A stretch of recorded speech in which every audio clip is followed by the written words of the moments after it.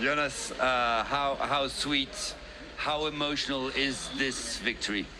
Yeah, it's of course very emotional for me. Coming back from the crash.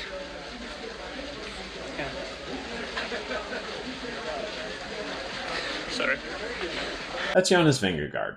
At the time of this interview, he was the two-time reigning champion of the Tour de France. He's a pure climber, 5'9", 132 pounds, and only a half dozen years ago was helping fund his cycling dream by working part-time as a fish packer in a rural Danish town. He was eventually discovered, given a World Tour contract, and quickly became one of the most elite cyclists in the world. This interview was conducted in July after he won a Tour de France stage. It was an epic one, 211 kilometers, 4,300 meters of elevation gain. The circumstances he won it under were extraordinary. His primary rival was Tadej Pogačar, a Slovenian wonder kid who's already being hailed by many as the greatest cyclist of all time. Tadej was leading the Tour at the time, a minute and 15 seconds ahead of Jonas, and looking invincible. The stage was no exception as Tadej attacked with 50 kilometers to go, and no one could follow. Jonas got the closest, but the 7-second gap at the top of the climb quickly ballooned to 35 seconds, with Tadej continuing his furious charge on the descent,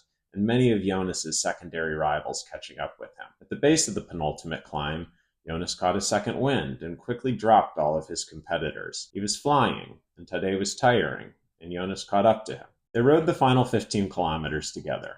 Their body language had shifted completely. The attacker was now the hunted. The stage came down to a sprint where, to this point, Tadej had never lost a reduced group sprint at the end of a mountain stage like this one. Jonas beat him. So even if you're not a cycling fan, the stage was exciting. There was suspense, high speed, beautiful views, a comeback. But this wasn't the ultimate championship, and Jonas was still losing. And he had already won the Tour twice before, so why was he crying? On its surface, it's not dissimilar to an NBA star being down 2-0, winning a game, and then bawling in a post-game interview. But, with a bit of context, it seems almost impossible that he couldn't have cried. And the same goes for many of his fans and fans of cycling in general. Just 3 months earlier, Jonas was racing at the Tour of the Basque Country, where he went down in a high-speed downhill crash that brought down several other riders as well. Steph Kras, a French rider who went down, was quoted as saying, "I almost died. Honestly, I was very lucky. I was scared to death because I couldn't breathe for 30 seconds.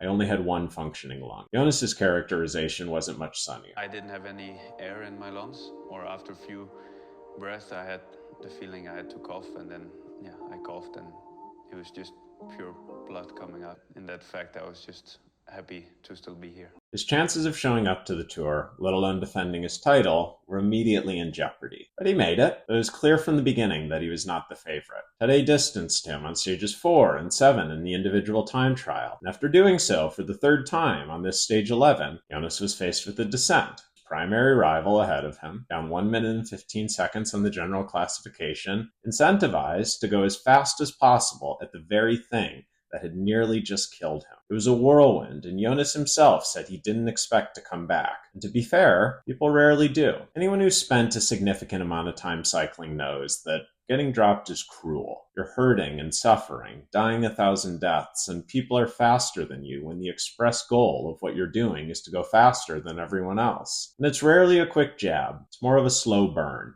You start suffering and barely hanging on long before you actually get dropped. And when the elastic finally snaps, your competitors don't magically disappear. You're forced to watch them right away, a front row seat to your failure at 180 beats per minute. It's in these moments, especially if you know that you couldn't have trained more or pushed yourself further, where it's hard not to think that if the outcome will be so cruel, if it's even worth trying. A strong amateur cyclist spends 10 to 15 hours a week on the bike. A pro spends closer to 30. And not all of that time is pure suffering, but a lot of it is. And the core principle of training is to put one's body under stress so that you get used to it and then can sustain more of it for longer. And regardless, it's a lot of time away from one's family or loved ones, and even other riders, as serious training tends to be an individual pursuit. It's a lot of time and dedication and suffering where, unless you're Tadej, there's always someone faster. Yet these physical sacrifices pale in comparison to the often unspoken sacrifice cyclists make with safety. Crashes happen all the time. In races, in training, riding in traffic before rides barely even begin.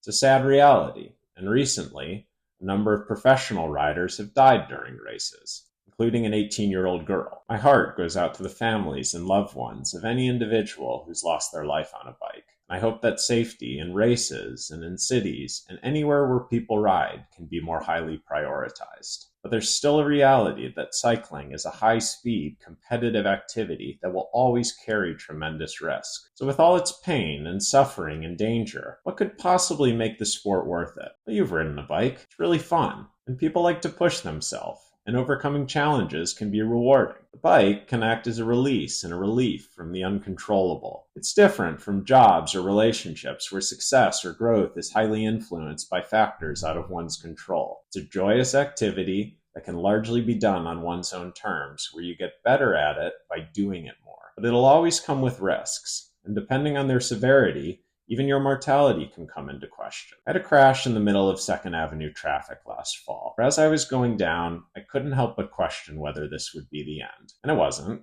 and I only escaped with a bit of road rash. But as I called my dad shortly after as a bit of a gut check, I started crying, and then sobbing.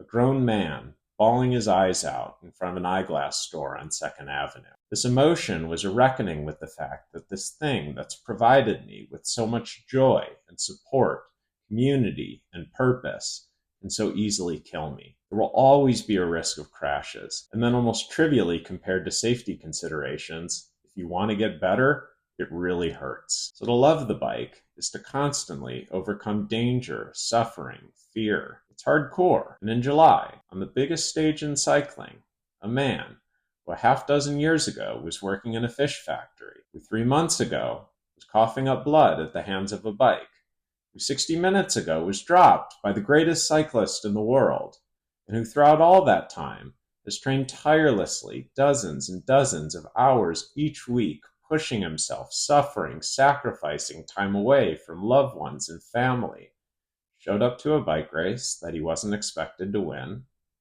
and won. How could you not cry? Yeah, it makes you think of that, and yeah, I would never have been able to do this without my family. You must be a very proud man, to be honest. Yeah, I mean, I'm just happy to be here, and yeah, it means so much to win a stage, especially to win it for my family. Yeah, they were there supporting me the whole time.